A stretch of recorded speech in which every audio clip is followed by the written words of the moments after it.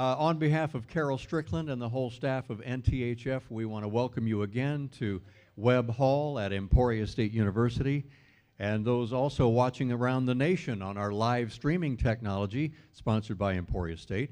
It's once again an honor and a privilege to where we really bow our heads and salute these fine teachers, and the teachers are being inducted into the hall as a tribute to all educators and all the work they do. And these particular five we're going to meet tonight, and with the videos you'll see they are the best of the best. This is our 24th one, 25th coming up next year, an induction recognizing the indispensable and critical enterprise that the free society which education provides in this society we live in now, and this event honoring members of really the most important profession in the whole country. The five inductees that we're going to, yes, no doubt about it. And hear us over there in Topeka, do not ignore these teachers. If you can hear us over here in Emporia. Do not ignore these teachers. We'll see how this goes. I think they invited me over from Topeka because we do things quickly in Topeka and we always do them right. So they asked me to come and do this again. Is that why, Carol? That's why I'm here. I wondered why I was here. So stay tuned to the news about the impact of what these lawmakers have done and how it affects public schools. And if you are here in this area and watching our news, we'll let you know more about that next week. But, you know, these 115 teachers who preceded the five that we bring in tonight represent 3 million teachers every day investing in our children's futures. I don't know where I'd be without my teachers, and we can all say the same thing. As a nation, we understand that the teaching excellence is at the center of the success of the public schools we have, and our five inductees tonight really epitomize this excellence, as you'll find out. I'd mentioned earlier they have a combined total of 145 years of teaching experience, and while tonight we honor just five, we're honoring all teachers, in past and present and future. Through the induction ceremony, we celebrate the excellence. And this evening, as I mentioned, those fabulous prizes are a beautiful handcrafted 10-karat gold ring from Herff Jones, a cast bronze, our famous bell tower, our little statuette created by local sculptor John Forsyth. There's a framed proclamation from Governor Brownback. Okay, I'll just go on from. I wanted to give you a moment there. I can't say anything, but I'll let you. We have a tablet. They get a tablet, the access to the learning engine, and the book Teacher as Architect from Modern Teacher. We have a print of a one-room schoolhouse that they will take home with them, and it's personalized with their name and their year of induction, and that's from American Fidelity, which will be presented by, that'll be done by Roy Bishop. Roy Bishop's just going to come and present those individually. In addition to the special thanks of our community donors and our volunteers, we also want to thank our national corporate and education partners who've generously supported the wonderful, wonderful National Teachers Hall of Fame here at Emporia State in our mission to honor all teachers in America this year. So I did my game show voice, and this part I do my PBS voice. So the national corporate and education partners are, the National Teachers Hall of Fame is brought to you by the National Education Foundation, or the National Education Association, the NEA Foundation, the American Federation of Teachers. How am I doing so far on this? This is like PBS, right? How many of you still watch PBS? Yeah, there you go. Have some. And they go, Security Benefit Corporation, California Casualty, Southwest Airlines, Bank of America, the Jane and Bernard Riebel Foundation, Emporia State University, American Fidelity Assurance, Modern Teacher, Herff Jones, EL&Z Irene Hopkins Foundation, the Emporia State Federal Credit Union, and 26 NEA and AFT state affiliates. And from viewers like you, thank you. Don't they say that? Something like that. So those are our sponsors, our partners. All right. Now let's offer a round of applause for all the people who make this induction so special. I'm not done yet. Okay. Ladies and gentlemen, we're going to do this right, though. We're going to welcome to the stage the 2015 National Teachers Hall of Fame inductees. Bring them back up here. They'll be seated in their chairs to receive their nice, our tokens of appreciation and to be inducted tonight. We welcome back Dr. Patricia Jordan, Richard Onyebene, Susan Rippey, Ben Talley, and Brigitte Tennis.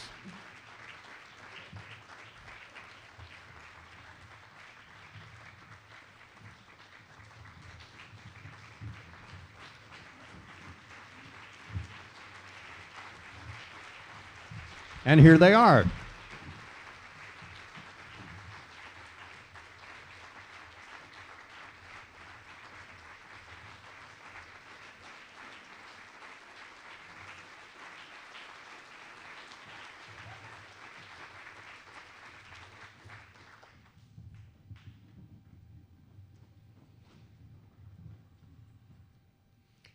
And now that they're all up here and waiting, we'll have videos and you'll find out what makes these teachers so special. I'm very happy to invite to the stage and the platform party, Dr. Vietti, are you ready? See how that goes? Dr. Vietti's ready. Dr. Jackie Vietti, the interim president of Emporia State University. Come on up and take your seat. And Melinda Wetzel, chair of the NTHF Board of Trustees. She will come up and take her seat.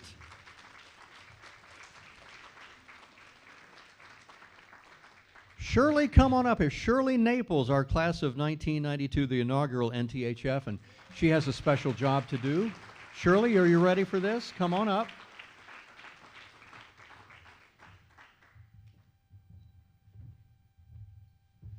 You're going to do it again, what you did last year, right? Yes, yes. She has a special job to perform in this. Dr. Blake Flanders is the incoming president, CEO of the Kansas Board of Regents. Dr. Flanders. And Dr. Randy Watson. He is the incoming Kansas Commissioner of Education. Dr. Watson.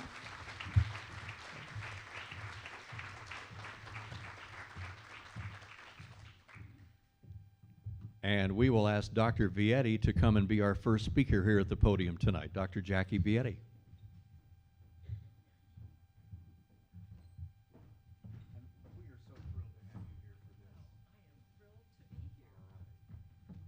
be here. And realizing I'm one of the few things that stands between our honorees and their bling, I will make my remarks brief, but absolutely from the heart. So on behalf of the National Teachers Hall of Fame, 24th induction ceremony, and its home, Emporia State University, thank you for gathering with us tonight as we gather to honor and celebrate the best of the best career educators who have worked selflessly to develop our youth into responsible, involved, lifelong learners, and as importantly, to help them discover and pursue their passions. We cannot thank you enough for that. You are real difference makers, as depicted by a short story I'm going to share with you. And it is about a young boy whose parents decided they wanted him to experience real America, not via the interstate, but via the highways and the byways. And so they were going cross country.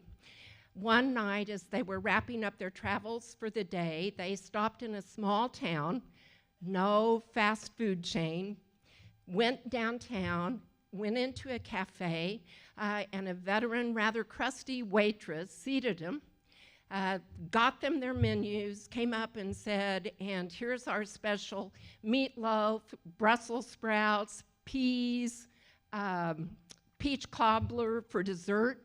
And the husband said, I'll have that. The wife said, I'll have that. And she looked at the young boy and said, and what do you have? And he said, before he could say what he would have, his parents said, and he'll have the special. And you could just see his face fall. Without missing a beat, the waitress said, and what do you really want? And he said, a hot dog. And she said, you've got it. Do you want ketchup or mustard?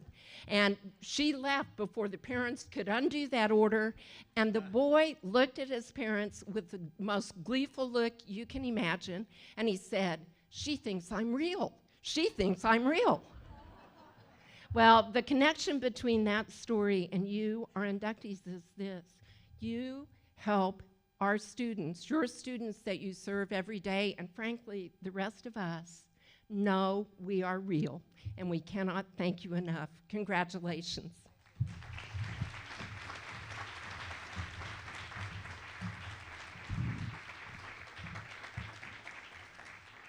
Yes, indeed. We're very happy to welcome Dr. Blake Flanders, the incoming president and CEO of the State Board of Regents, and he brings greetings and a proclamation from the governor. Good.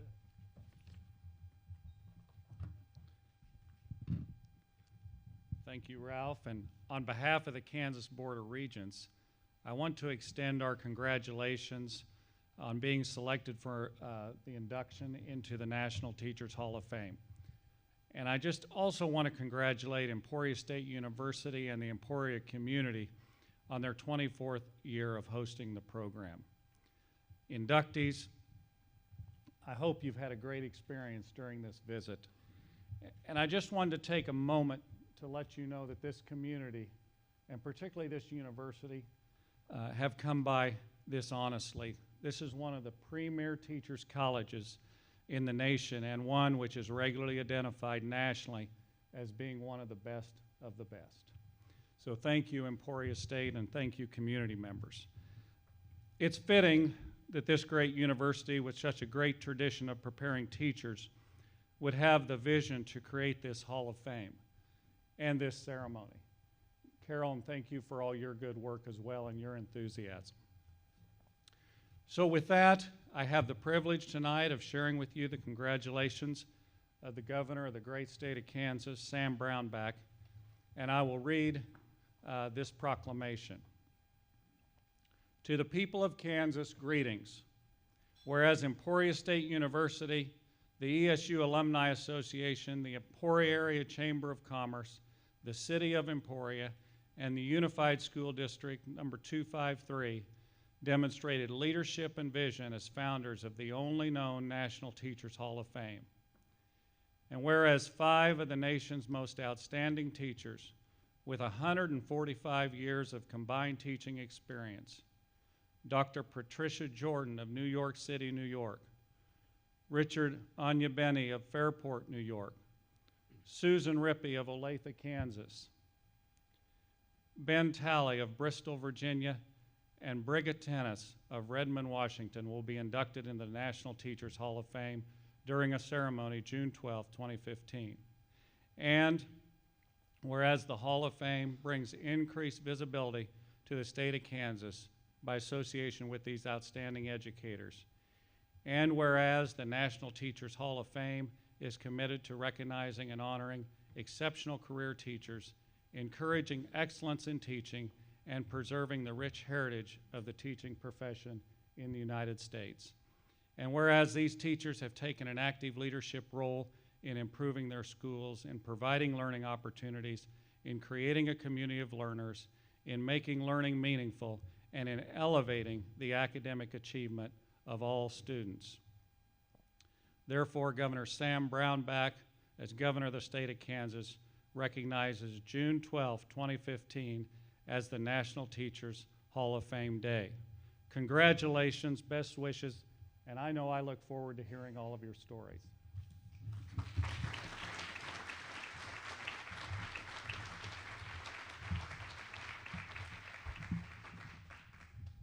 And now, and he probably gets this a lot, Dr. Watson, I presume? He is ready to come up. You can't avoid saying that. Dr. Randy Watson is our incoming Commissioner of Education, and he has a few words of wisdom as well. Good evening, everyone. On behalf of the State Board of Education, the State Department of Education, I'd say welcome and what a great evening. I want to introduce 2 State Board members that are here this evening, Jim Porter from Fredonia and Ken Willard from Hutchinson. If you'd please stand. Thank you for your service, public education in Kansas. What a great honor, the class of 2015. And there's been many great things already said about this class, these inductees, and we're going to get to hear more about them this evening. I just want to take this opportunity, as Ralph did, to really honor all of us and in the teaching profession and everyone that every day goes to work on behalf of students everywhere across this country. I might just ask, are there any veterans with us this evening? Any veterans? If you could please just stand up. We'd like to honor you for your service to our country. And say thank you. Say thank you.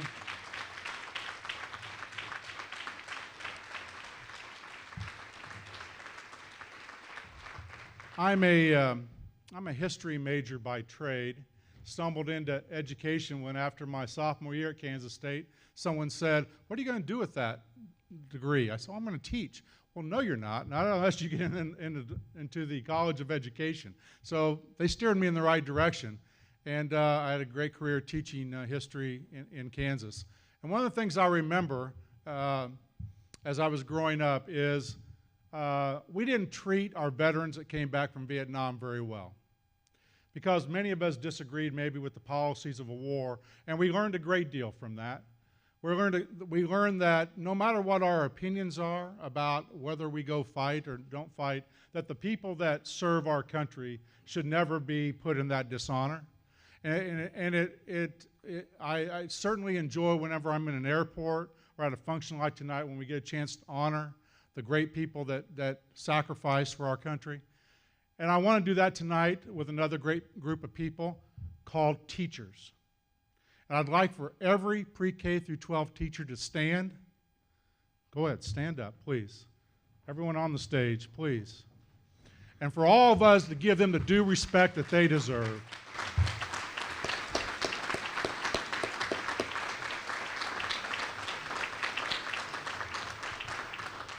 They truly are the people that are inspiring the next generation. And I'm so thankful to be coming in as the commissioner for everyone here in the state of Kansas and working closely alongside. So congratulations, class of 2015. Welcome to Kansas and Emporia. We're so happy for you and so happy for all of you to come out this evening.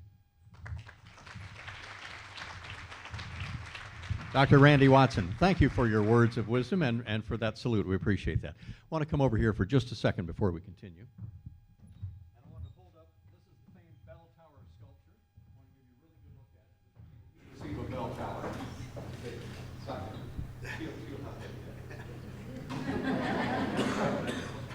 That's yours. She will get that shortly. That's what that looks like. Isn't that great? And we were just admiring the one-room schoolhouse. This is the print. I had to show this to you. This is gorgeous. They will each receive one of these to take home as well. Now I feel like Vanna White. Isn't that lovely?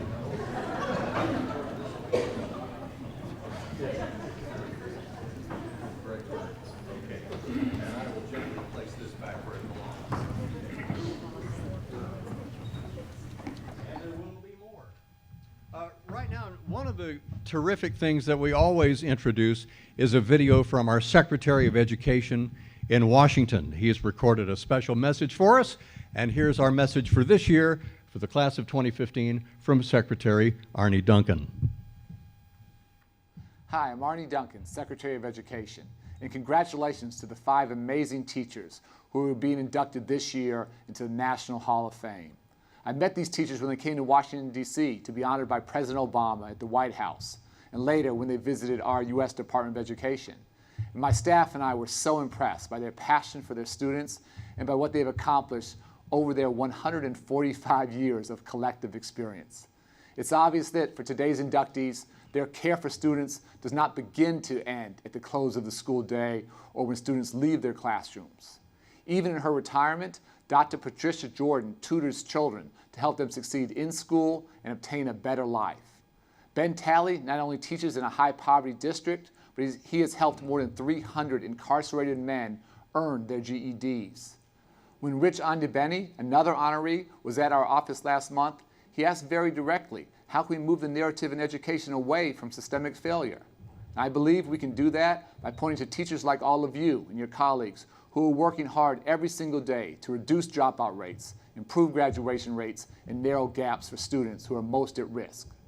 We shine a spotlight on teachers just like Rich and Susan Rippey, who designed and facilitated the 21st Century Aerospace and Engineering program, as well as an award-winning FIRST robotics team. We honor teachers like Brigitte Tennis, who became a teacher to nurture the wonder of learning in every single child she serves. My wish for our country is that every child, every student, can learn from teachers who are as committed and passionate as these 5 extraordinary educators. You are our country's greatest resource.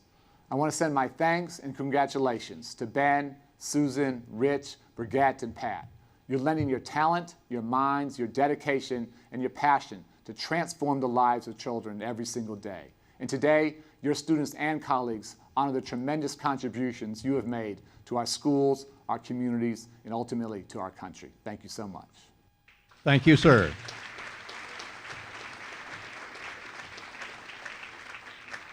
How is that? From the Secretary of Education, he's given you a shout out. That's all right, isn't it? Yes. We actually do the induction first. We're going to do that right now, and then we're going to learn more about, we've heard some of what these 5 amazing teachers have been doing, and we'll learn more about that later. But with the official induction of our class of 2015, joining the other 115 members of the National Teachers Hall of Fame, Lindy Wetzel, who's the chair of the Board of Trustees, will officially welcome our class for this year. This is it. We're going to do the induction right now.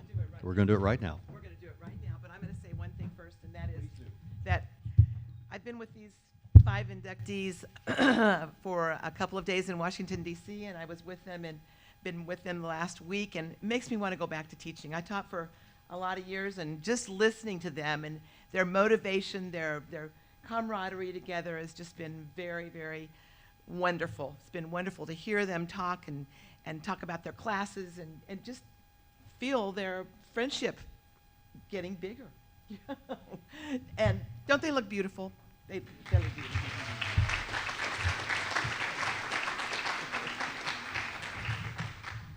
All right, as chair of the National Teachers Hall of Fame Board of Trustees, it's a distinguished honor and a pleasure to induct the 5 inductees. And if you will stand, please.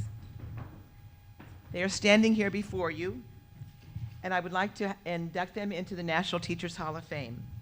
These 5 were selected by a national selection committee composed of multiple representative education organization and existing members of the Hall of Fame. Dr. Patricia Jordan, Richard Onyebeni, Susan Rippey, Ben Talley, and Brigitte Tennis. By virtue of the power invested in me as Board of Trustees, I hereby induct you into the National Teachers Hall of Fame and bestow upon you the title of Member of the National Teachers Hall of Fame.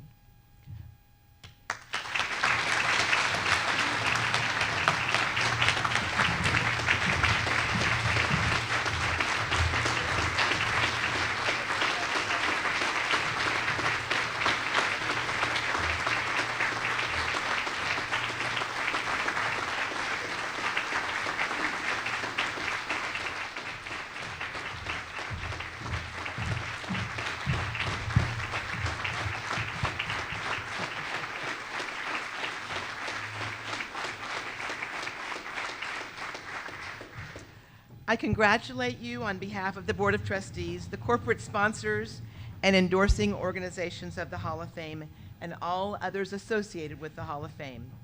And on behalf of all Americans, I commend each of you for being an exceptional teacher, and might I add, a hero. I commend you on behalf of the students that you have taught and whose lives you have made a difference. I am personally honored to know you, and will forever be honored by your presence in the Hall of Fame.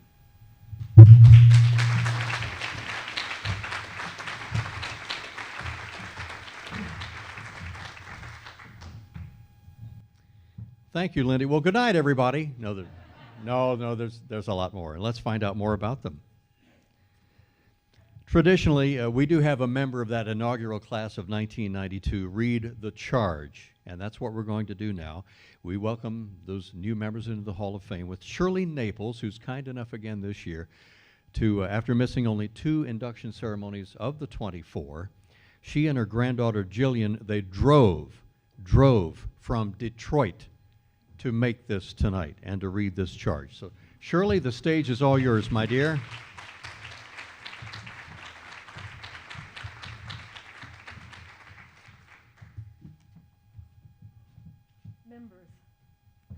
On behalf of the National Teachers Hall of Fame. No, I can do it. No, she had something to do with her hands.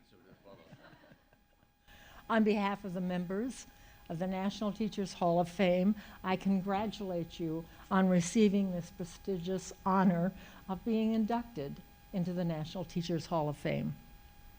In receiving this award, you are representing thousands of exceptional teachers who are entrusted with helping to mold the minds and lives of our children, youth, and youth of America. During the 2 days that you have been here in Emporia preparing for this important occasion, you've witnessed the love and admiration of the Hall of Fame members and those associated with the Hall of Fame and the public at large. When all of the festivities are over and you return home, you will be able to reflect on this wonderful experience that you have been given and the humbling honor that you have received. Excuse me.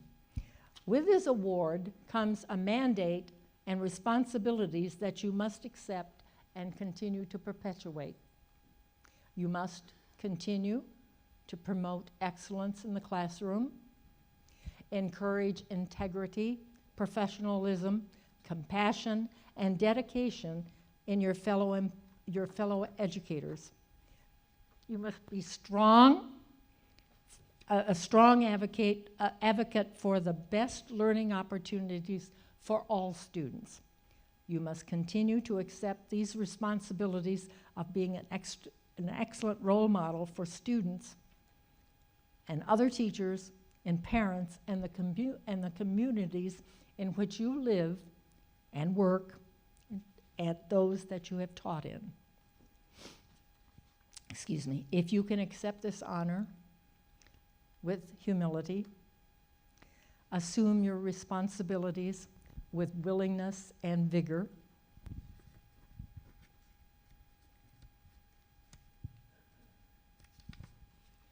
remember you are representing all the other exceptional teachers throughout the country, and gratefully acknowledge with the help of the many, many people in your journey here tonight, then you are definitely worthy of the title member of the Teachers Hall of Fame.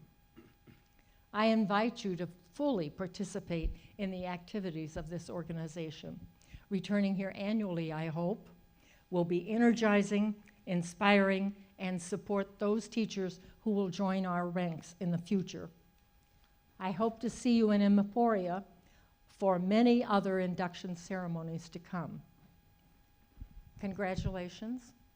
May God bless you and continue to serve the most precious people on this earth, our children. Welcome to the National Teachers Hall of Fame.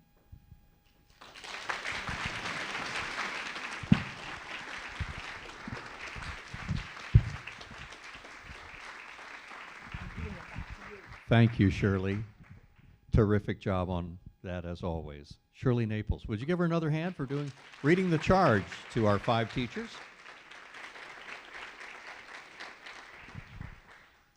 Now we turn the microphones over to the teachers and we introduce them with a special video. This particular class has a real passion for teaching, as you'll find out in these videos. Our first Hall of Fame inductee that we call front and center in just a moment here is Dr. Patricia James Jordan. She's a retired math teacher from New York City, and this video gives you a hint as to why she is now a Hall of Famer.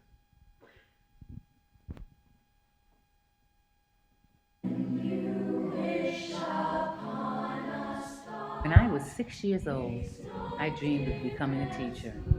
When I was 20 years old, my dream came true.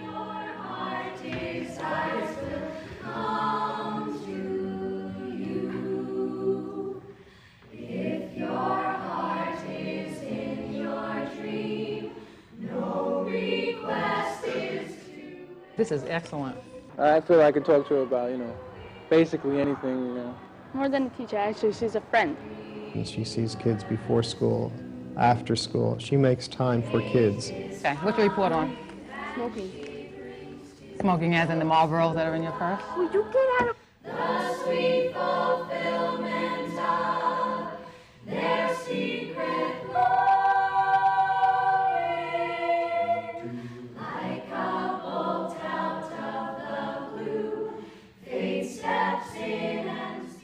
And the scholarship was a great, great help. And I was really, really blessed actually because my family doesn't have money. As successful as they are. And again, we are here in our academic enrichment hour, and what Dr. Jordan does is she provides math partnerships for many of our young people. What is a math partnership? Dr. Jordan's partnerships extend beyond the typical tutoring. It is about developing relationships with the student's family, and also with the student's instructors. So it is a holistic academic relationship, or at least that's how I would define it, because it goes beyond the 2 or 3 hours that we spend here in the community center and into the actual life of the student and their family. 3 years now, I've been going to boarding school, and because I go to boarding school in a different state, I wasn't able to continue my partnership with Dr. Jordan. But that didn't mean that I couldn't go to her for math help whenever I needed it. For example, that my teacher just explains the same way over and over again, so I need another voice. And in those moments, I always decide to text Dr. Jordan or email her and ask her, is there a possibility that you could Skype with me later on this afternoon or this? My 6th grade teacher helped make my dream come true by recommending me to a gifted program that sparked my academic success. I always appreciated her. 34 years later, I found her and I thanked her. But I never knew that I made the impression that I did. Dreams come true.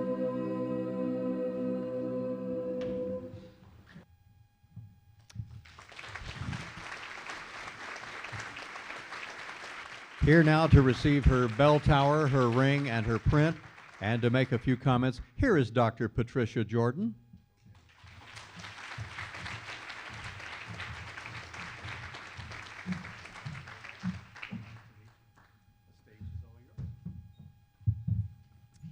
Thank you. Thank you, Emporia State University. Thank you, National Teachers Hall of Fame. Here I am in Emporia, live from New York. It's Friday night.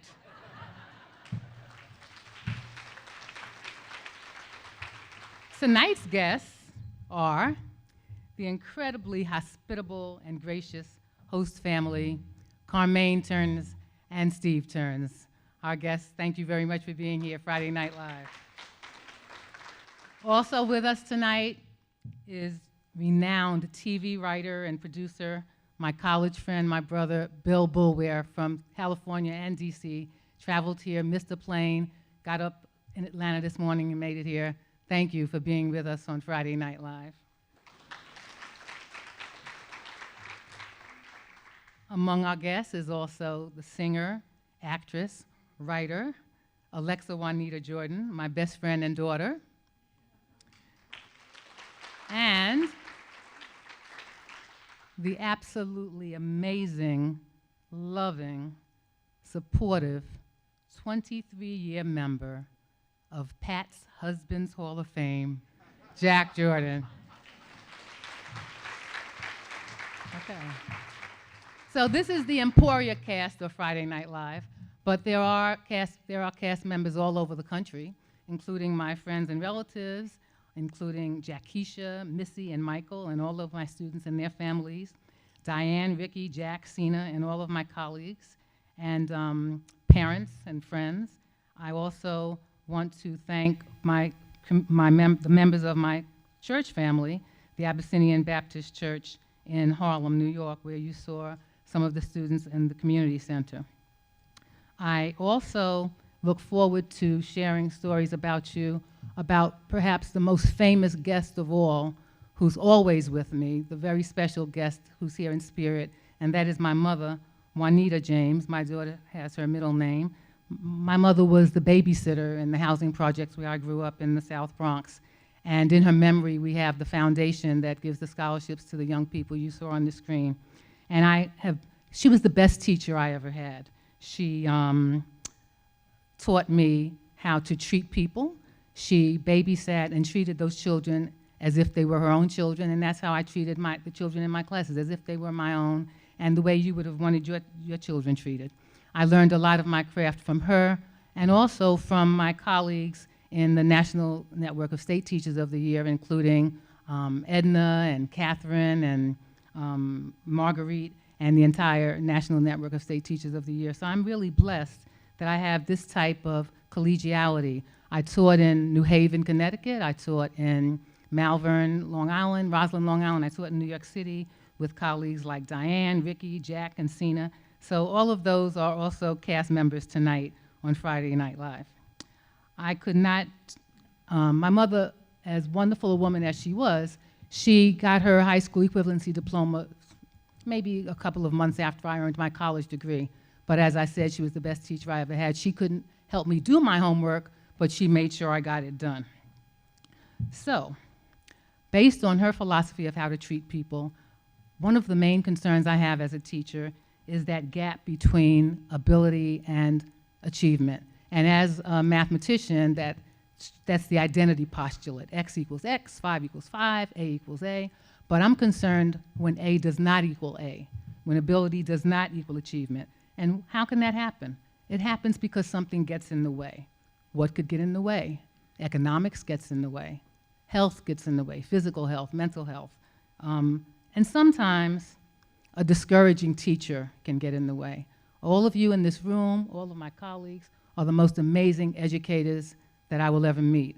And Ms. Berkowitz, who you met on the screen, who I joined after 32 years, I found her and we had a wonderful reunion. She was wonderful. I had her in 6th grade. Sadly, in 5th grade, I had a discouraging teacher and not an encouraging one. And I'll just give you 2 short stories about Miss Chickerell. I said her name, and if I get sued for libel, there are a lot of lawyers in the room, I'm sure. But to show you how far back we go, I'll tell you one story. I always wanted to be a teacher. Since 1st grade, I wanted to be a teacher. I had Miss Ploss in 1st grade. I wanted to be Miss Ploss. The work was easy. I said, this woman will be absent. I will teach this class. I wanted to be a teacher. By the time I got to 5th grade, I kept a roster of all the students' names in my notebook. And I would take attendance. I would go to class. I would take attendance. And this teacher, she would call out the grades. I hope we don't do that anymore. But when she did call out the grades, I would write the grades in my roll book. Well, one day, Miss Chickerell noticed that I had all the kids' names and grades in my notebook. She freaked out. She yelled at me. She ripped up the page. I said, but I want to be a teacher. What are you doing? She was so mean. Then John F. Kennedy was elected president. I'm much older than I look, folks, okay? So in 5th grade, John F. Kennedy was elected president, and Miss Chickerell said to the class, how many of you boys would like to grow up to be president? And a number of boys raised their hand, including Bernard Wright. Bernard, in the 5th grade, we didn't have a dress code. He wore a white shirt and tie every day, and he carried a briefcase, and he was black. And she looked over at Bernard and said, oh, Bernard, there'll never be a Negro president. So I went home and told my father, and he said, well, you know, we never thought there'd be a Catholic president either. He should have done and said more than that, but we didn't take any protest action. But I would like Ms. Chickerell to now know that I did grow up to become a teacher. I am in the National Teachers Hall of Fame. There is a black president. I met him thanks to the National Teachers Hall of Fame. So take that.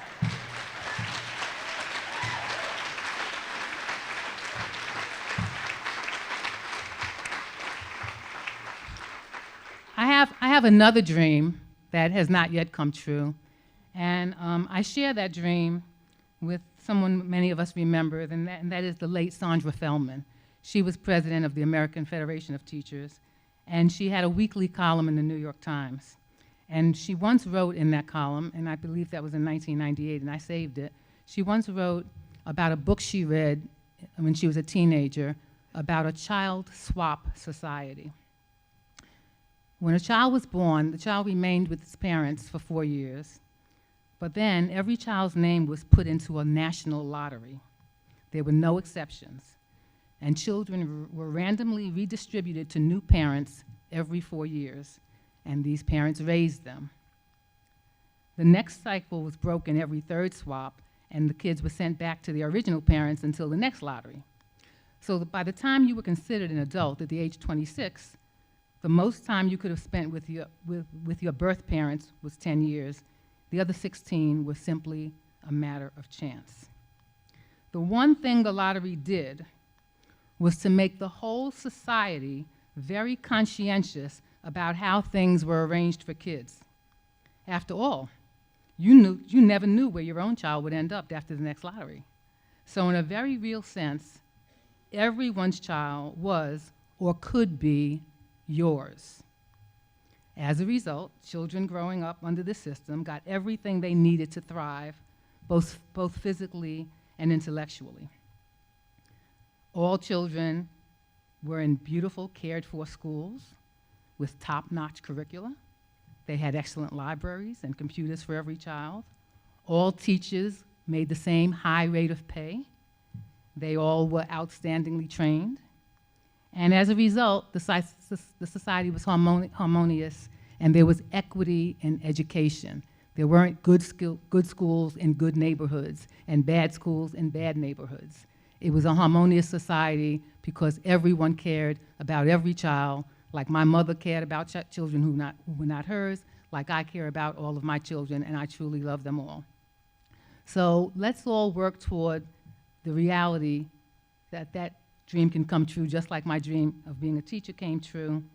And again, I thank you for allowing me to be here live from New York. I intend to come back next year.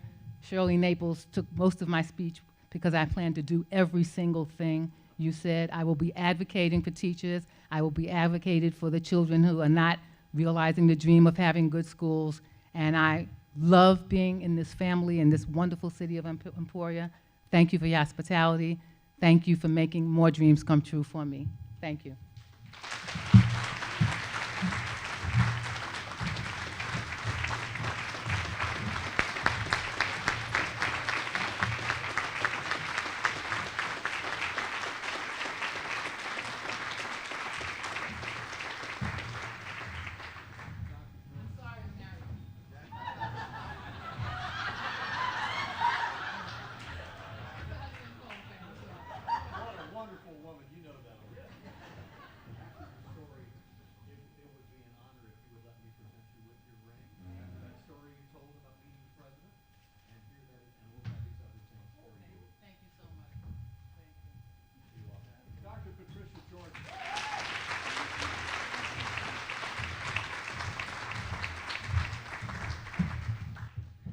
We have another fantastic teacher from New York. We're going to meet through our video. Our second Hall of Fame inductee is Rich Onyebene, the Regents chemistry and physics teacher at Fairport High School in Fairport, New York. And let's take a look at his video story now.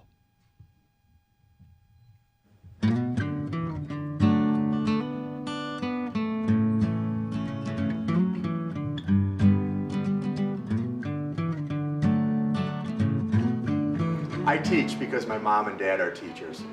They showed me that through strong intellect, hard work, kindness, and love, teachers change people's lives for the better. And slowly, person by person, they change the world.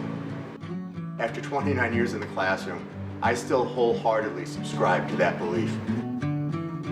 Mr. O is always open for questions, and that's the only way I passed this exam and didn't get important.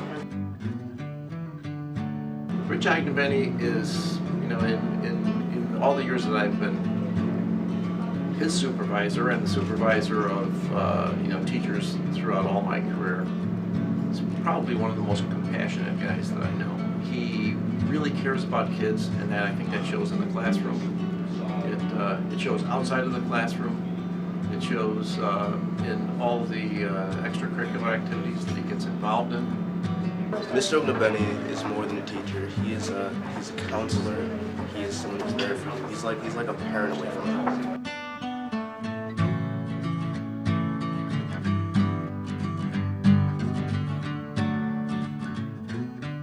And what I've learned over time is that teaching works in many directions. My students and my colleagues have taught me so much in return. They have left their handprints on my heart and changed my life for the better. That's why I love teaching.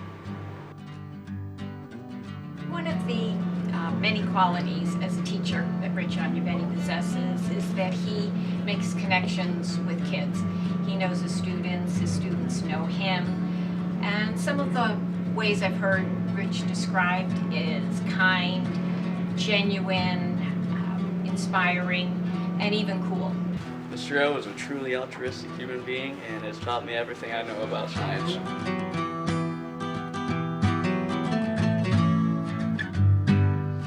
A teacher must have strong content knowledge and the technical skill to deliver instruction. Those traits are absolutely necessary, but they're not sufficient. Teaching at its core is a very human interaction. It must nourish the mind, but it must also nourish the soul. Intellectual rigor must be accompanied by community building and social justice and altruism. Great teachers love their students unabashedly and unconditionally.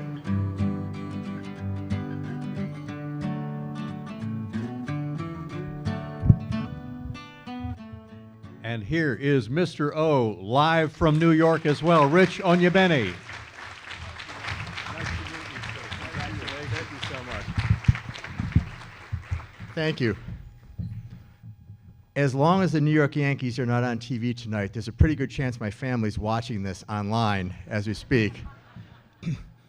So Mom, Dad, Beth, Chris, this may not be Cooperstown, but it's pretty darn cool.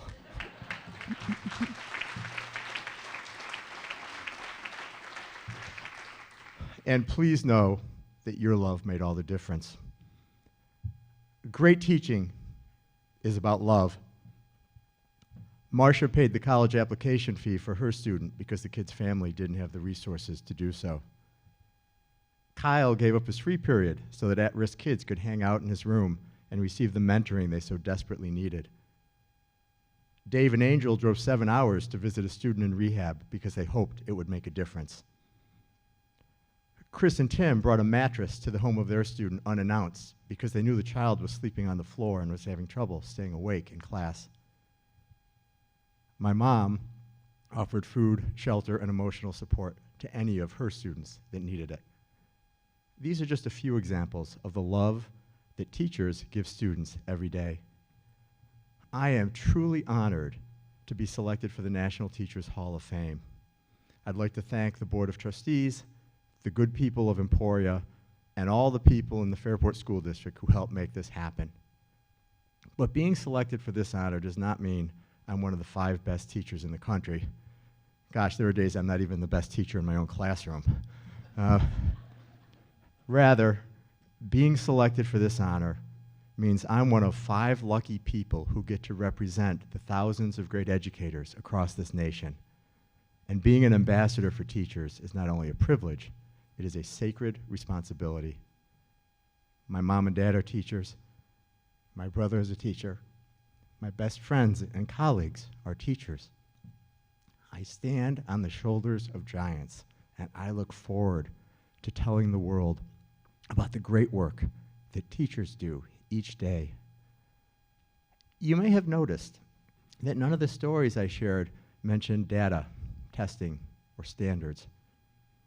I can assure you, all the teachers I mentioned are experts in their subject matter and masters of pedagogy.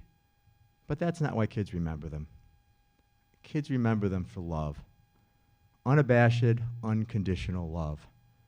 And I worry not a little that the siren song of testing is luring our noble profession away from the sea of love and into the cliffs of data-driven despair. Jimmy was a gamer and hardly ever did homework because he stayed up late playing on the computer. He had Asperger's syndrome, which made it difficult relating to other people. And oh yeah, by the way, midway through the year, he came out as transgender. His inability to complete work or to pick up on social cues made him difficult to like. But as my superintendent often says, kids who need love the most will ask for it in the most unloving of ways. So I decided Jimmy was going to get love. lots and lots of love. When he missed class due to medical appointments or depression, I met with him to get caught up. When he came to my room after school, I listened to his long stories, even though that time meant I'd be grading late into the evening. When the transgender issue emerged, I met with his mom and psychologist, hoping to keep the family together. On the day of the state test, I wasn't even sure he'd show up, but he did show, and he got a 67. He passed the hardest test in the state with a 67. The fact that he's alive, that he didn't drop out of school, that he still has a relationship with his mom, and that he somehow passed that test might be the greatest teaching I've ever done. And while none of it's easily measured with a number 2 pencil, the love I gave Jimmy is the very essence of our profession. I share that story not because I'm exceptional. Rather, I share that story as an example of the heroic work that teachers do each day. In every school, in every classroom in America, teachers give love to kids in myriad ways. Through well-planned lessons, through emotional support, through personal sacrifice, through whatever means necessary to help kids succeed. These are the stories that must be shared. These are the stories that must dominate our national dialogue. These are the stories that must define our profession. And yet, most of them never get told. Because you see, we teachers are a humble lot. Quite frankly, I felt awkward telling you about Jimmy.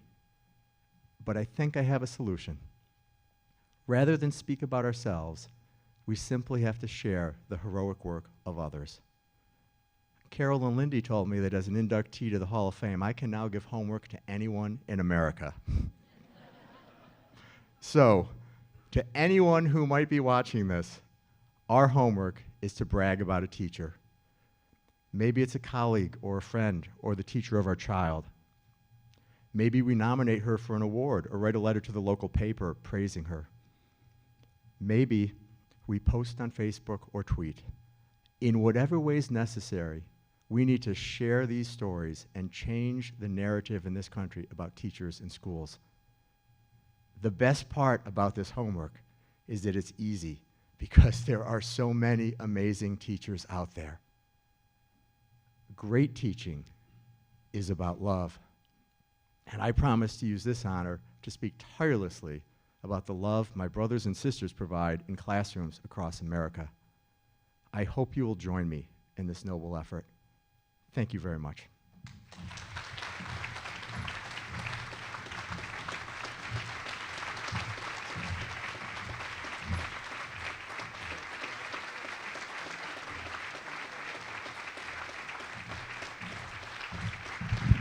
Richard Onyebene, isn't he marvelous? What a great ambassador he will be for the Hall. As we introduce, and he is number 117. He's the 117th teacher. Now we go to the 118th teacher to be inducted. I'd like to begin with a personal note.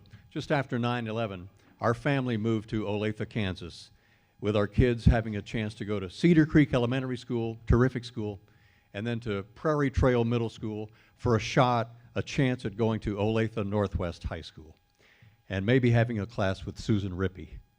But she is our next inductee right now, the junior and senior biology teacher. As we're so proud to be a Ravens family, we're so proud to have a Ravens teacher in the Hall. Here's the video about Susan Rippey. In this class, we take a fantastic journey together. Waking up to ash and dust, I wipe my brow and I sweat my rust. I'm breathing in the chemicals. I'm breaking in, shaping up, then checking out. Your job as a student is to follow the guidelines and rules I've outlined, as well as do your best work and continue to develop your sense of wonder and the lifelong love of learning. My job is to make biology interesting, understandable, engaging, and thought-provoking. Hi, my name is Sue Rippey, and I'm excited to share with you my classroom, as well as maybe a little glimpse of my career as an educator. My goal is to have my students look forward to walking through that door each and every day so that I can hook them on the wonders and the total awesomeness of science. In any science class that I teach, and I've taught many, I emphasize relevance, rigor, and excellence, combined with a whole lot of energy and enthusiasm. It's hard for my students, but they know, they sit up in the front of my classroom every day, that courage, take a risk, step out of your comfort zone, plus passion, dig into what you love and give it your all, equals success. Dream your dreams and achieve them. My name is Tracy Maring, and I'm an assistant principal at Olathe Northwest. She's an absolute outstanding model teacher at Olathe Northwest. She involves her students in real life situations, and her instructional leadership in her department is just phenomenal. She involves her students in community-based activities. She's been our Future Teachers of Olathe sponsor. My name's Maddie Lewis, and Ms. Rippey was my teacher last year for college biology. She set up a career panel so her students could see all these careers in the STEM field. And then also she organized the bone marrow drive. One of my greatest challenges and achievements as an educator was founding and running the district's 21st Century Aerospace and Engineering program. Students interact and learn from industry professionals through guest lecturers, mentorships, and internship program that I helped establish with many of the local companies. Lastly, I'd like to share with you my passion for FIRST Robotics. With the help of an $18,000 grant I received from the Kauffman Foundation, I coached one of the most successful teams in the state, winning numerous national and regional awards. But it was the experiences, the volunteer work, the mentoring, and the relationships that were the most important. It's those relationships with my kids, both in and out of the classroom, that we shared, that hopefully explain to you, while teaching is my passion, it's what I love to do, it was what I was meant to do. In what other profession could you have a group of students stand around and sing the song, My Girl, to you?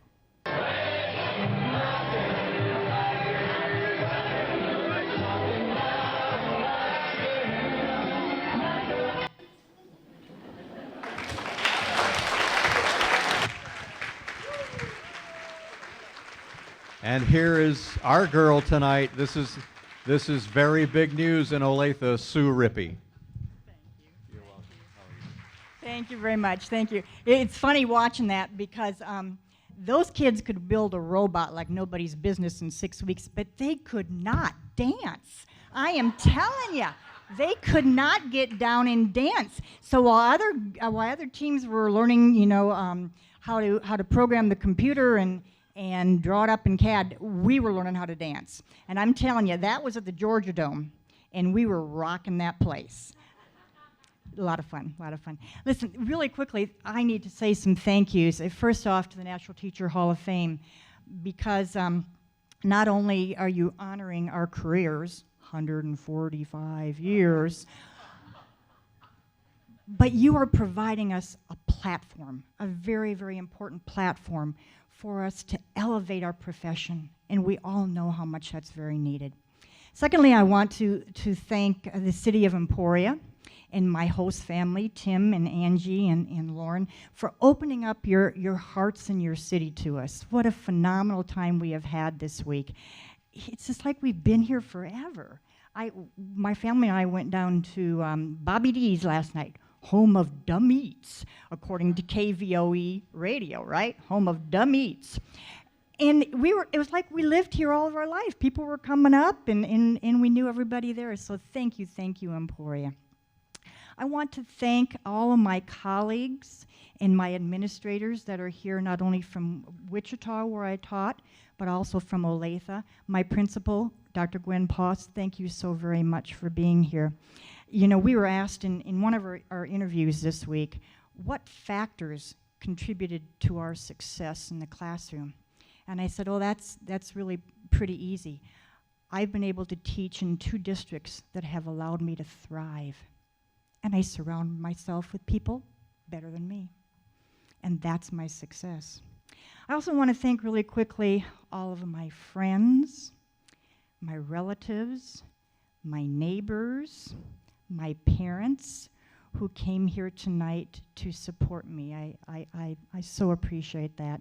And lastly, my family, my daughter and two beautiful granddaughters who traveled here from New York, and my son and daughter-in-law who came here from Austin, Texas. I so appreciate it. I feel so lucky to have you here. And last but certainly not least, I want to give a special shout out, I'm looking for the camera here, to my dear friend Sandy. Sandy, I know you would be here if you could be, and I'm so glad that you got to depart from KU Med Center today. You're one of the Fab Five, one of my GNGs, and you have more strength and courage in your little finger than I will ever have, so I love you, honey. Okay, the last day of school, I always give advice to my seniors. And one of the things I do is I tell them a quick parable. And maybe you've heard it before. I'm going to give you a little bit of abbreviated version of it. It's about the man and the pebbles. Anyway, there's a man walking in the desert, and he hears this voice. And the voice says, bend down, pick up some pebbles, and put them in your pocket, and tomorrow you'll be both happy and sad. So he just walked on. Heard it again. Yeah, just kept walking on. Heard it a third time. Bend down. Pick up some pebbles, put them in your pocket, and tomorrow you will be both happy and sad. So he did. Next day, he reached into his pocket, opened up his hand, and there he saw rubies and diamonds and sapphires. And he was happy because he took the ones that he did, but he was sad because he didn't take more. And I tell my kids, guys, it's all about opportunities. The world, life is all about opportunities, and capture those opportunities. I know I have done so. I have bent down, picked up so many pebbles. I'm pretty sure that's when my back hurts. It's not old age. It's picking up all those pebbles of opportunity. So I thought what I would do with you tonight is just to share a few opportunities that I have been privileged to have in my life and in teaching. Number one, I have had, growing up, the opportunity of phenomenal teachers that shaped me academically, spiritually, and morally. I remember in the 4th grade, Sister Magdalene caught me one too many times with lying. And she said, Susan, she said, I'm going to teach you a lesson. Now, this is a scary thing. If you're going to Catholic school and you hear a nun say they're going to teach you a lesson, I'm pretty sure when they went to nun school to teach, there's a class called 101, teaching students lessons, and it's a scary thing. So I kind of, a little bit worried there. She said, I'm tired of your lying. She said, so for 1 week, I'm going to have you dust St. Patrick's School. And every time you dust, I want you to think about how bad it is to lie. And I said, Sister, I play tetherball a lot.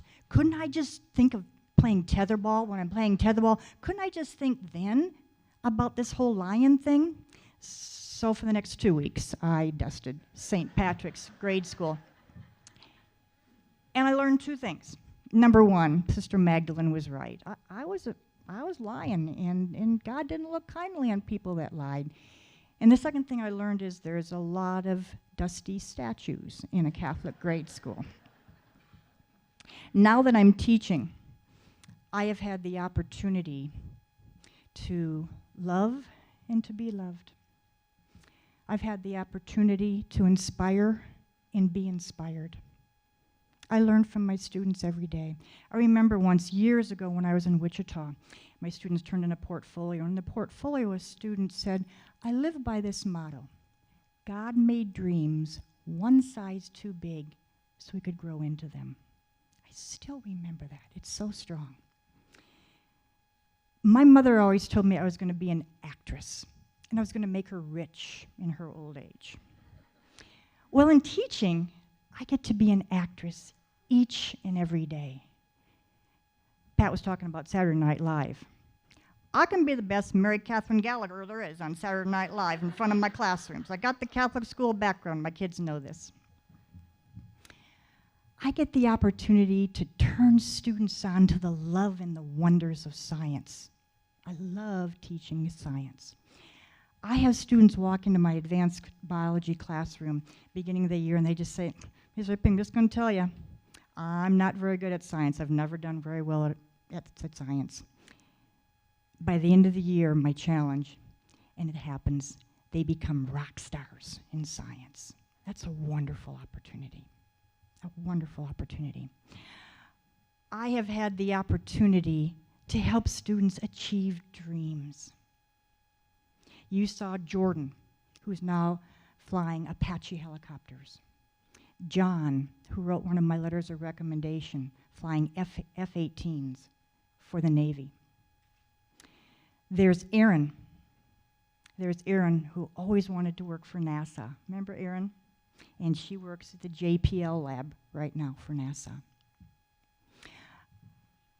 My husband had a colonoscopy, sorry, honey, couple months ago, and his anesthesiologist comes in and looks at the chart and looks at me and said, you wouldn't happen to be Miss Rippey that taught Wilbur Junior High School? It was my first year of teaching. And all I could do is say, I am so sorry. My first year of teaching. And he said, no, it's cool. I'm an anesthesiologist now. He achieved his dream. And then there's students that go on and be teachers. They achieve their dream. They achieve my dream. Lastly, my grandpa, Polish man, and one of his jobs was he cut ice, big blocks of ice, and loaded it into a truck and delivered it to people's homes for refrigeration. And as a little girl, his hands, he would hold his hands up, and I'd put my hand in his, and I'd say, Grandpa, your hands are so big, and they were hard, and they were callous, but they were so big. And he says, Susie, it's not the size of the hand, it's the size of your heart. I still remember that. I have the opportunity to touch students' lives. I've had the opportunity to teach students, to listen to students. Several years ago, I think it was my first year at Olathe Northwest, I was there late at night, about 7:30. I heard some sobbing in the hallway. And I found somebody sitting on a bench, and I sat next to her. And she didn't say too much at first. And I said, hey, I've got to set up a lab up in my classroom. Would you like to come up there and help me, and you and I can just talk? Yeah, so she came up there. And we talked. She asked me, and I didn't know this student, by the way, never had her in class. She said, Miss Rippey, she said, do you have children? And I said, yes, I have two. She said, if they make bad mistakes, she said, do you still love them? And I said, of course I do. If they make mistakes, you know, I'll be disappointed, but I'll always, always love them more than I love myself. And we talked and talked some more, and when we left, exchanged hugs. She left about 30, 45 minutes later. That was in November. At the end of the school year, unbeknownst to me, she had sent a letter to my principal and my superintendent stating that that very night she was going to commit suicide. She had said goodbye that day to her favorite teacher, to her friends in her own way, and she had a bottle of pills. And she was waiting to walk into the restroom at Olathe Northwest High School when, by some grace of God, I happened to walk by. And she called me her Olathe Northwest guardian angel. Nothing tops that. That's the greatest opportunity. So you see, I have a pocket full of rubies and diamonds and sapphires. They're each different, they're each shining, and they're each priceless. And they're my students. And I've had the greatest opportunity of a lifetime to be a teacher. Thank you very much.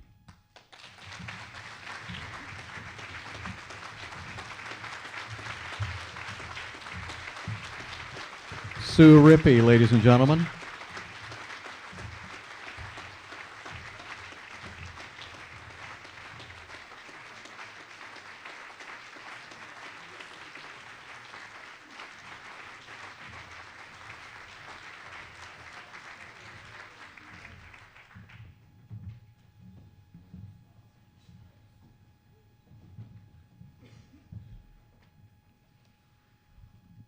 How about all these stories? Is that amazing, these stories to share?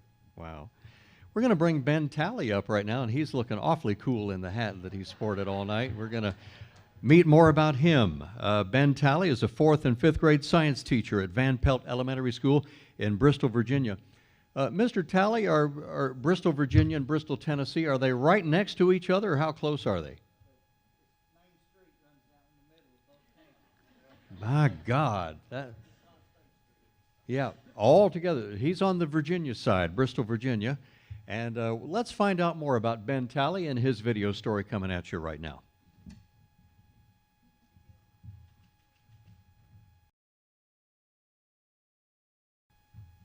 Watch it. As soon as it goes in the water, they're going to fight. You ready? You ready? Yeah. Say science is full of surprises. Science is full of surprises. You're going to be so surprised. Watch how they fight.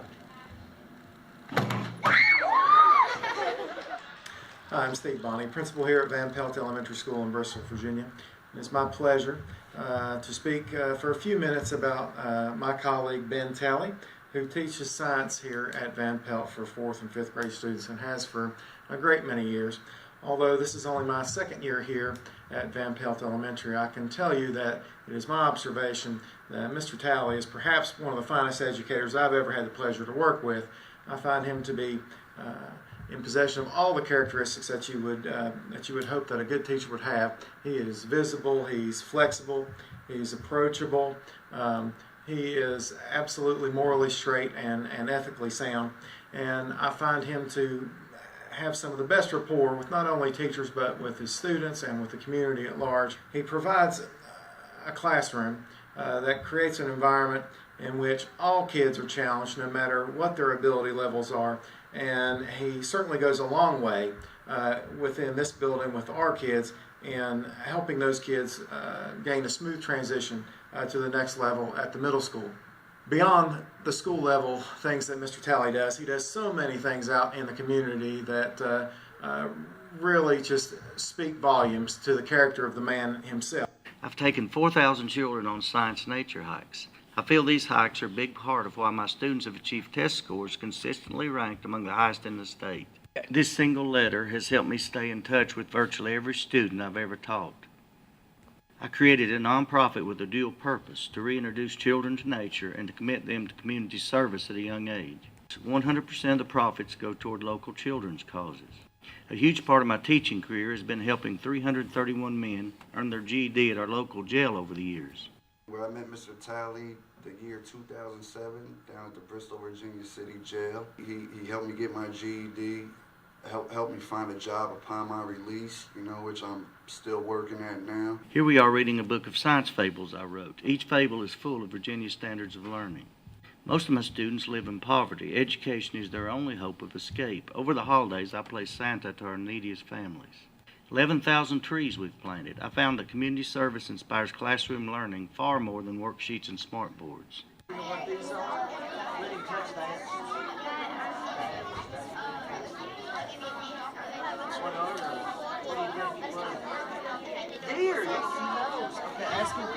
This is why I teach.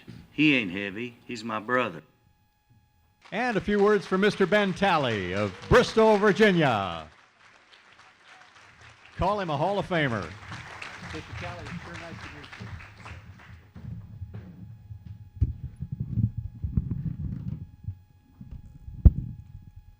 Folks, if you ever run into anybody who wears a hat like this when they meet the President of the United States, you know they're either crazy, so far out of the box that they've never seen a box, or they're a Quaker, or they're a hillbilly, or they could be all four.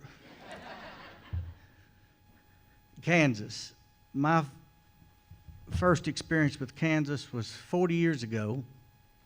I was 17 years old, and it happened to be with one of your more famous people, probably, I don't know who would be more famous in the world of sports from Kansas than this fella. In another life, I was a good golf player, and I won 5 Tennessee State golf championships.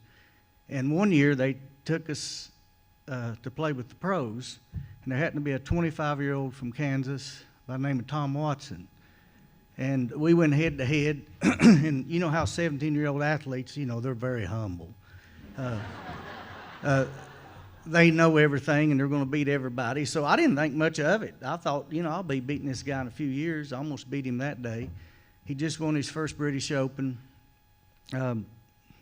He made the Hall of Fame, and I can't say I ever wondered, you know, he made it and I didn't. But Tom, wherever you are, I finally made it too. But with all due respects, as Richard said about baseball, I would take this one any day myself.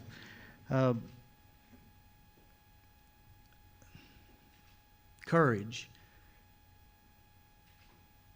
Teachers, like Richard said, we have love, but it takes courage to show love. In the Memorial for Fallen Educators, I was talking to AJ on the radio there. You know, a 4'9" woman can have as much courage or more than a 6'4" Navy SEAL, and teachers have it. We have to have it. And I want to honor one person in particular with the word courage. We all have so many people we can thank. I'll get to that in a minute. I want to tell a story. I wasn't sure which story I was going to tell. My culture, we speak in stories. I teach in stories. We haven't opened a book in 20-some years. That's the literal truth. No need to. When you've got stories and science experiments and nature hikes, why would you stare at a bunch of symbols on a white thing when you've got nature and you've got real science experiments? But anyway, not to disdain reading, it's just there are other ways that people forget about that include all learners. My grandmother, it's going to be a hard story to tell. Without her, I wouldn't be here. I wouldn't be teaching. I wouldn't be teaching the 4th and 5th graders. I wouldn't be ever taught at the jail. When she was 79, you know, the age of your grandmother now, I think. Oh gosh, I didn't mean to tell you your age. But she's going to whip me on my way back. Pretend you didn't hear. Can you cut that last part out just a little bit? Go back 10 seconds. That's a bad thing about live streaming. We got to play. I found out she plays golf. We got to play golf next time I'm in next summer. I do intend to make it back for this, like my colleagues. Lord willing, and the creek don't rise, as we say in our part of the world. Creek can rise in a hurry out here in Kansas, though, can't it? I found that out too. My grandmother, I had been majored in psychology, got my bachelor's in psychology, just because I was interested in it. You know, at that time I was going to be a pro golfer, not to use it functionally. And I had 2 other careers in my 20s. And I decided to go back to teach for a lot of reasons I won't get into. Some of them very cathartic. All of them idealistic, I think. And something happened to my grandmother. I won't go into detail as to what. It's, you know, Bristol's like Mayberry. We've got 2 Mayberries there. It's a lot like, I never thought I'd say this coming out here, and my friends who know me know that I'm authentic as you Kansans are. You know, this place is just as friendly as back home. It is absolutely amazing. And it's easy to say that when it's what you're supposed to say, but if you ask me a month from now, I'll tell you the same thing. You people are amazing. We had a terrible crime, possibly Bristol's worst crime in history. The sheriff thinks so. I certainly think so. My grandmother called one night about 1 in the morning, 79 years old. She had been terribly beaten and raped and humiliated for 4 hours. It had gone on. She was barely alive. We got to her. The medic said she's not going to make it. She can't possibly make it. But if you've ever seen, it's kind of a bad parody by people in a lot of ways, but if you've ever seen Beverly Hillbillies, Granny on Beverly Hillbillies, that's about my grandmother. She was that spunky, that smart. So she made it, and that did something to me. When it's your own grandmother, you know, if it could happen to me, I could get over it. It was my grandmother, and it was the only time in my life I ever hated somebody. It's hard for me to hate anything or anybody, but I did, this young man who'd done that. And she sensed that, and about a month had gone by, and I'd already gone back to school to get my master's in education, but I was deflated. I was ready to go do anything, go back and be a hippie in Florida if I needed to, just anything. And I didn't know, I was very depressed. She said, Benny, come, we're going to write a letter. She was a brilliant woman, but she third grade education. She says, write me a letter. We're going to write, and I could almost read her face. She said, we're going to write that young man who did that to me. And Mama, you know, with all due respect, you talk to your Mama with grace and kindness and respect. Why do you want to do that? Because I need to forgive him for what he did. It's the right thing to do. And that's what we're supposed to do. And I said, Mama, you know, people like that, he's an animal. He has no conscience. Believe me, I've talked to the people at the jail, people who knew him. He'll laugh at it. It won't do any good. It'll have the opposite effect. She said, go get my Bible. I said, Mama, what do you want me to get the Bible for? Show me in there where it says not to forgive. And, of course, I knew better than to go ahead for the Bible. And she says, it takes courage, and I'm going to teach you about courage. And you're all down in the mouth and moping around. We need to get you straightened out. We're going to write that young man a letter. And so I wrote it. It was very simple and plain and in her direct way of talking, just like Kansas folk. We're like that back home.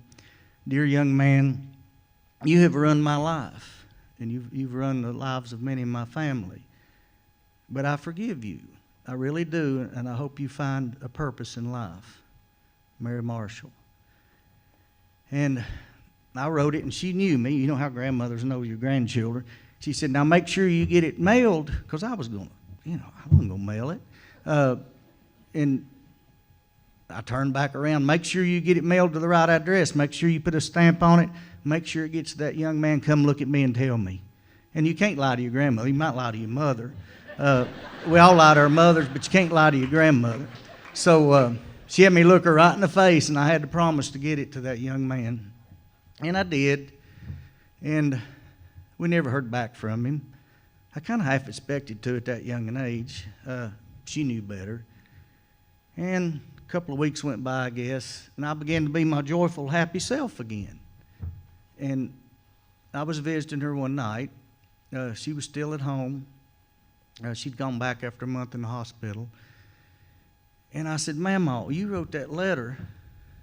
You wrote that letter. You knew he wasn't going to write back. You wrote it for me. You knew I needed to forgive. It wasn't just you. She just grinned and says, you want me to fix you some fried chicken? She was a wise, courageous, powerful woman. And she said, you know what? You don't need to quit. You need to get excited again about teaching children. You know what else? You need to get excited about going down to that jail. All those men down there don't like that young man. Most of them, you know, just didn't finish their education, and they need help.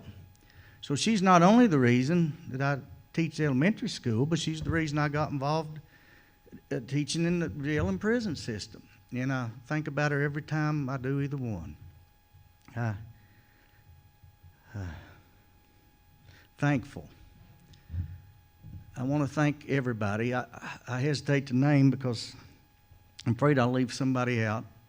You've been so gracious. My son, who was with me in D.C. every minute, is the best friend I ever had in this world. He would be here if he could.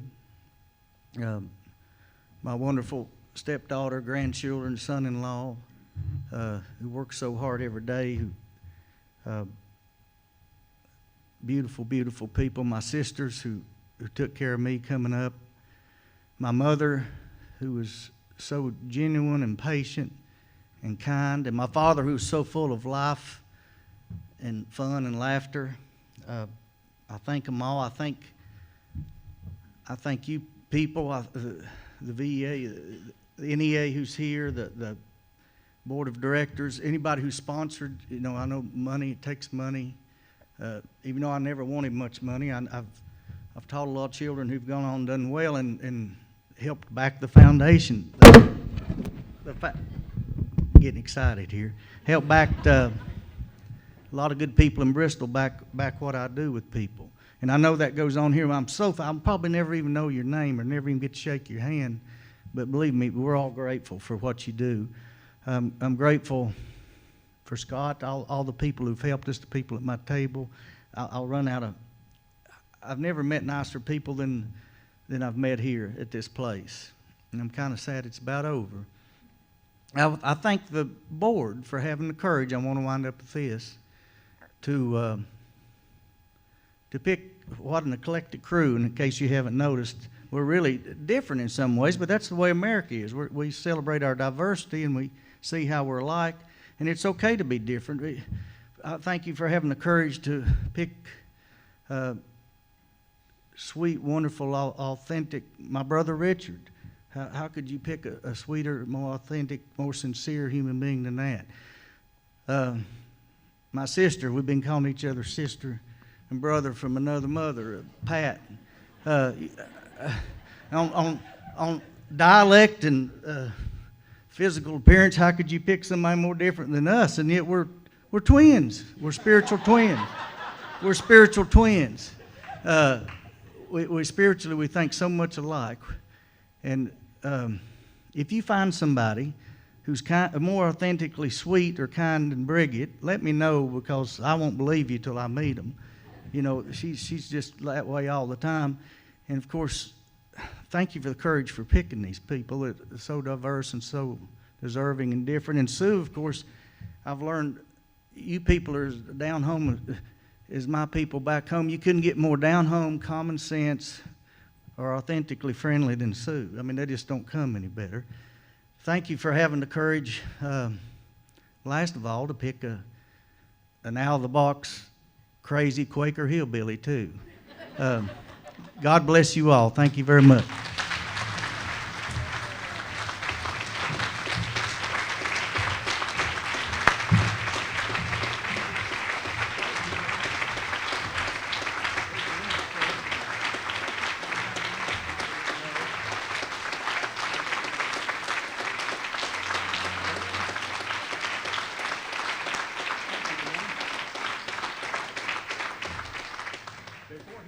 Moseying on over to his chair. Do you wear rings? Do you wear rings like that? I don't. I didn't need them when I was married. I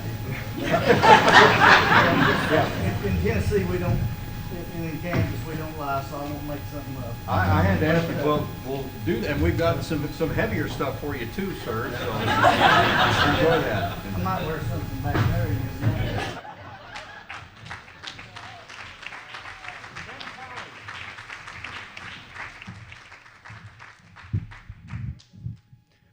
Another fine addition to the Hall of Fame, Mr. Ben Talley. Thank you, Mr. Talley, for that. He is from Bristol, Virginia, if you are out that way. Do you think we might be able to convince you? Would you consider coming to Kansas, Ben? Are you set in your ways in Bristol, or do you think you? Yeah, she's from Detroit. Well, she will be. She will be. And now from Redmond, Washington. Redmond is about 15 or 16 miles just east of Seattle, right, Bridget? And it's the bicycle capital of the Northwest. A lot of people bicycle there, don't they? Yes. Redmond, Washington is her hometown, and we have our inductee tonight, Bridget Tennis. She is a middle school English, math, science, history, and Latin teacher. All of those at Stella Scala Middle School in Redmond, Washington, and we can't wait to find out more about her. Here is her visual resume, and here is her story. Hi, I'm Bridget Tennis. I teach 8th grade here at Stella Scala Middle School in Redmond, Washington. I would love to welcome you to my classroom. Come on in. Salvete omnes. That's hello everyone in Latin. Teaching is a vocation. It is a call from the core of my being. I just love teaching. I really enjoy helping students discover their potential, and I want to inspire kids to excel, to love life, and to love learning. The school I founded is a public middle school. I integrate 5 core subjects. We have science, history, algebra, English, and Latin.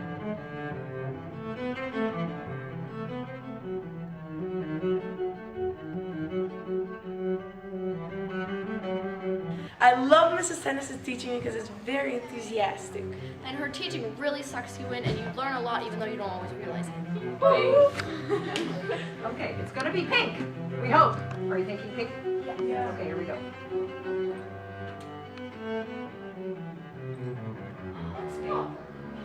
It's violet, serious. How do you think that happened? Using pH.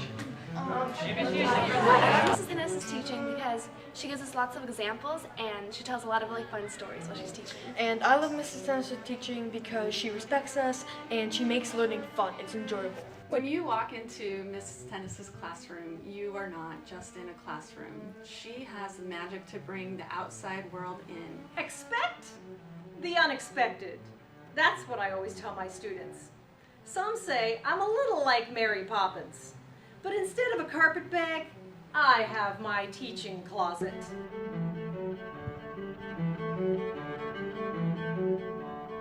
And I guess it was probably because of Mrs. Tennis that I actually got started on all of that. Now I'm doing undergraduate research for the same exact thing with Microsoft and the University of Washington. Yeah, I mean, I came back for years. I volunteered for her all through high school. And she's the one who pushed me to start tutoring for some of her Latin students because I continued doing Latin. And because of tutoring, that has made me realize that I want to become a teacher now. And I can honestly say that she is one of the most hardworking, professional, talented teachers that I know. Brigitte gives her time and energy beyond the classroom. She teaches Latin to her students during the summer.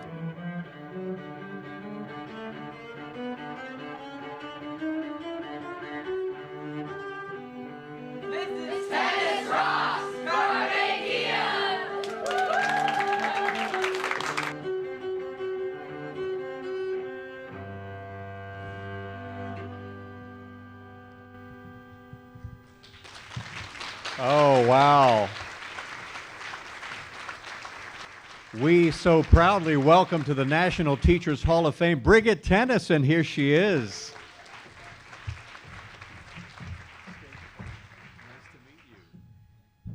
All right, so the doorknob that supposedly was up here was my prop that I've been hiding for the entire week. It's not a doorknob, but you'll find out soon. It's not my ring. Nope, nope. All right, as everyone has said, we do need to do a few thank yous. I would like to thank Emporia, Kansas for making all of us feel welcomed and honored as educators. I would also like to thank the National Teachers Hall of Fame, the Board of Directors, Herf Jones, and especially Mark Andrews, who had the whole idea about creating this Hall of Fame, so thank all of you. I would like to thank my host family, Geraldine and Dwayne Henriksen, for driving us to events and keeping us on schedule. Also, a thanks goes out to Carol Strickland and Ruth Massey and Jennifer Baldwin for your hard work organizing all these events. And I must recognize my fellow inductees, Sue, Ben, Rich, and Pat, for sharing your stories with me, for laughing with me, and for your positive and creative ideas, and for making me think. Finally, I would like to thank my family, my husband, Stephen, and my children, Sean and Reed, for supporting me over these many years of late nights of planning, paper correcting, and hey, honey, do you have time to help me?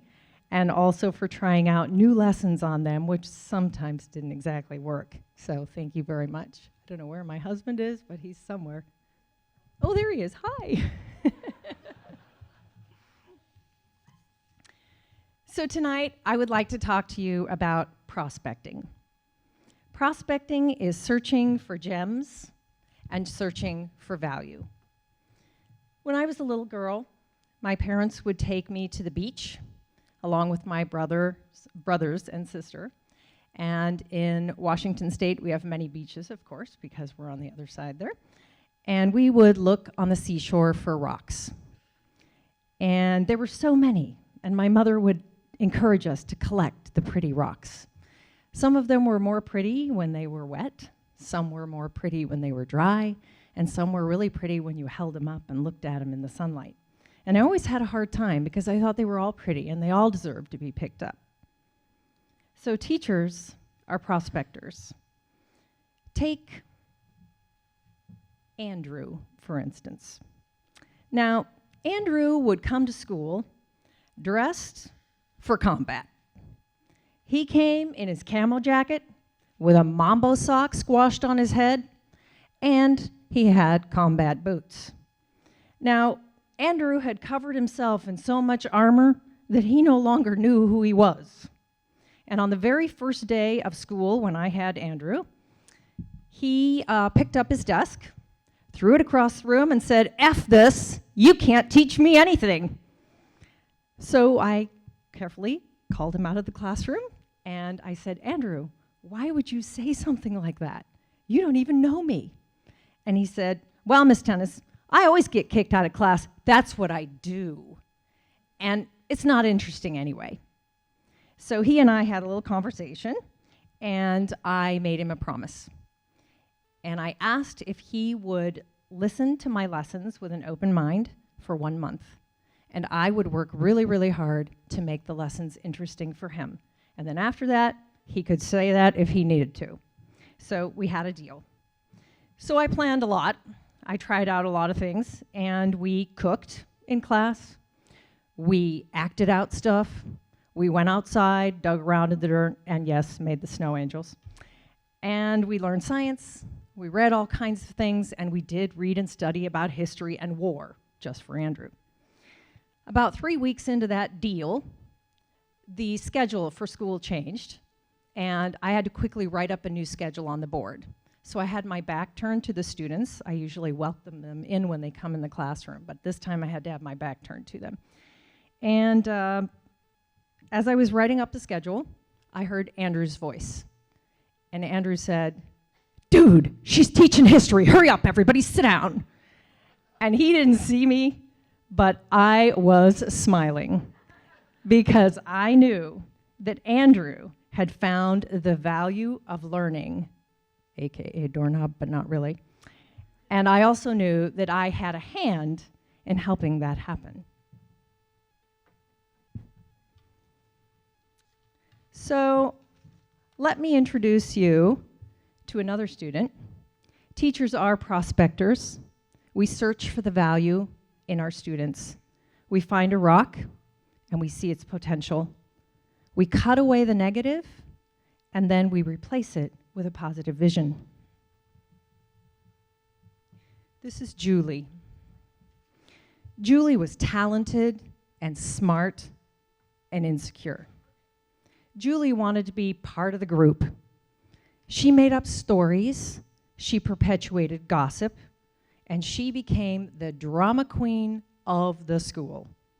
And that's how Julie got noticed. She covered herself in so much mud that she was hoping to fit into the pile. But each rock has its own value, and the value is in the rock, not in the pile. So as I watched Julie, I wanted to give her an opportunity to shine and to sparkle. So I encouraged the class to choose the way that they could show me how they could know all the stuff that they knew on the next test. Most of the students chose the traditional paper pencil test, but not Julie. Julie chose to sing her information on the test. Another time, she chose to do a rap. And another time, she rapped all that she knew in poetry. And the class, they were spellbound. And Julie started a trend. And after a few times, other people started doing poetry and a rap and singing and bringing in props to show me what they knew. And Julie Julie started to sparkle, just like a jewel. She was beginning to find her own self-worth, and that it wasn't in being part of the pile. That's what a master teacher does. We plan, and we create lessons, and then we teach them with enthusiasm. But most importantly, we pick up a rock, we wash off the mud, we cut away the negative, and then we begin to polish. This is Nick. Nick was in my 6th grade class back when I taught 6th grade, and he was reading on a 4th grade reading level. Of course, I made modifications, as we do, to accommodate his learning.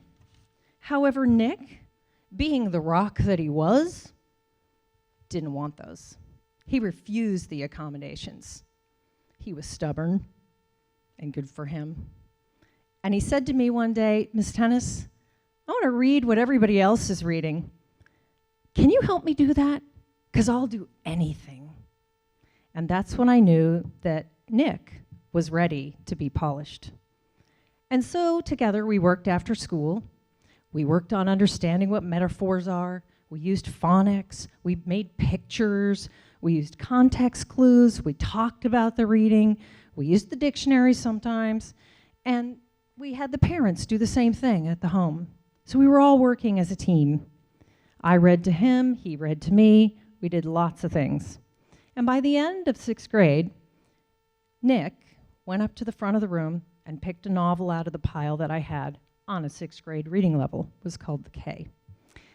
And he read that book all by himself. And on the test, Nick got a B-. And Nick sparkled. Teachers help put kids in a setting that helps them succeed, just like a gem. The gem is put in a setting that supports it and helps it to shine and look amazing. And okay, there's Harry. Now, Harry still has some work to do. He's not ready to be polished. He doesn't want to be polished, and that's okay too. But I keep working with Harry. We keep working, and I look at him from all different angles to find the right facet so that when it's ready to be polished, I can help him do that. And that will help him sparkle as well. So now, the big one I had to keep hiding.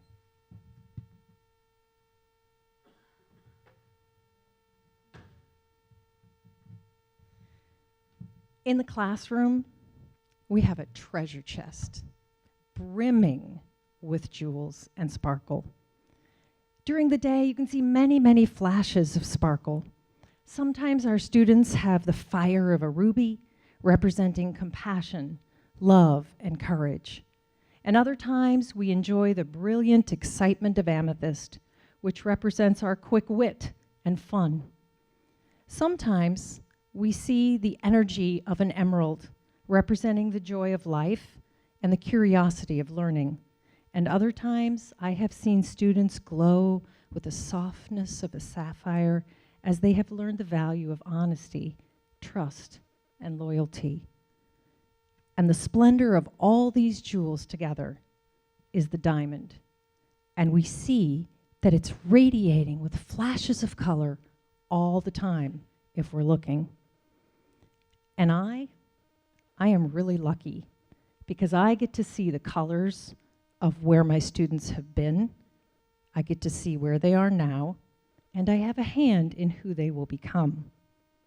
Prospecting, that's what we do. Thank you.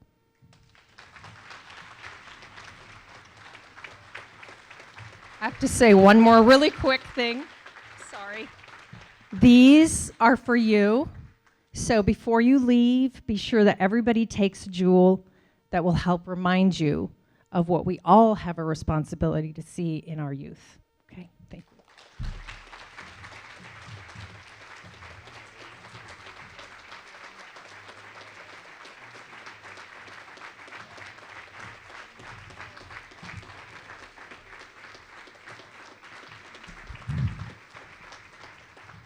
Brigitte Tennis from Redmond, Washington is where she does her fabulous work over there.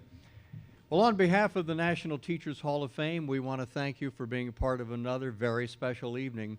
All of these teachers who come through and share their stories with us, it's just marvelous every year, and we will do it again. We'll have the 25th annual coming up and induct 5 more teachers. We will get to 125 by the time that evening is done. But what an evening we've had here, huh? And thanks for being a part of it. The ceremonies, and we hope you've been inspired and moved by what our teachers have said. So this brings a conclusion to the 2015 induction for the National Teachers Hall of Fame. Thanks for your support of the Hall and getting ready to celebrate its 25th anniversary. We hope you have a chance to maybe spend a few minutes with each of these fine teachers if they're able to mingle for a little while. And we'll all try to mingle and share some great, good, positive thoughts, and we'll see you again right here next year. Good night.